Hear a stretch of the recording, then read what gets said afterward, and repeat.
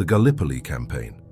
The Gallipoli Campaign, also known as the Dardanelles Campaign, was a series of sea and land battles fought between the Ottoman Empire and the Entente Powers on the Gallipoli Peninsula during World War I between 1915 and 1916. The Entente Powers aimed to seize control of the Dardanelles and Istanbul by capturing the Ottoman capital, Istanbul, establish a secure supply and military route to Russia, and weaken the Central Powers by eliminating one of Germany's allies.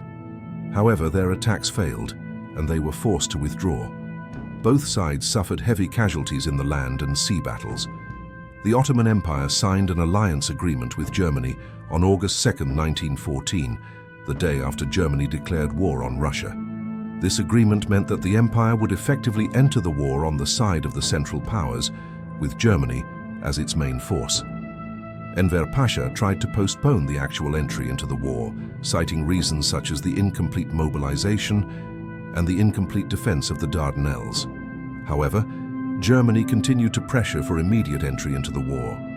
These pressures were finalized with the arrival of the Goeben and Breslau warships, which had retreated from the British Navy in the Mediterranean to Istanbul. Later, these ships, accompanied by a group of ships from the Ottoman Navy, sailed to the Black Sea and bombed Russian ports on October 27, 1914, leading Russia to declare war on the Ottoman Empire. Maurice Hankey, Secretary of the British War Council, with the support of Winston Churchill, presented a plan to the War Council in September 1914, proposing the occupation of Istanbul by crossing the Dardanelles with the Navy. The plan was implemented through various stages, and large-scale attacks by a fleet of British and French ships on the Straits began in February 1915. Especially after the bombardments on February 19, 1915 and February 25, 1915, Fortified Area Commander Cevat Çobanlı ordered the withdrawal of the entrance batteries to the rear line. The strongest attack was launched on March 18, 1915. However, the United Fleet suffered heavy losses and had to abandon the naval operation. When it became clear that Istanbul could not be reached by sea, a plan was put forward to capture the Ottoman coastal artillery batteries in the Dardanelles with a land operation. British and French forces, prepared within the framework of this plan, landed on 5 points in the south of the Gallipoli Peninsula at dawn on April 25, 1915.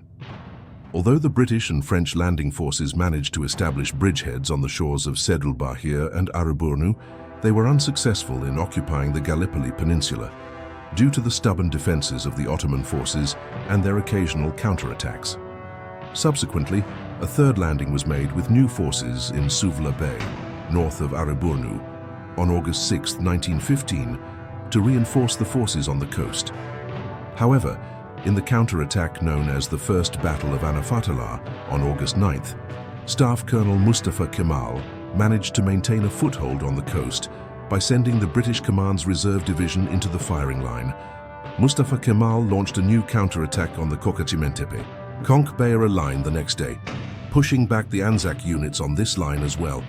The general offensives of the British and Anzac forces, known as the Second Battle of Anafartalar, could not overcome the Ottoman defense. Following all these developments, British, Anzac and French forces evacuated the Gallipoli Peninsula in December 1915.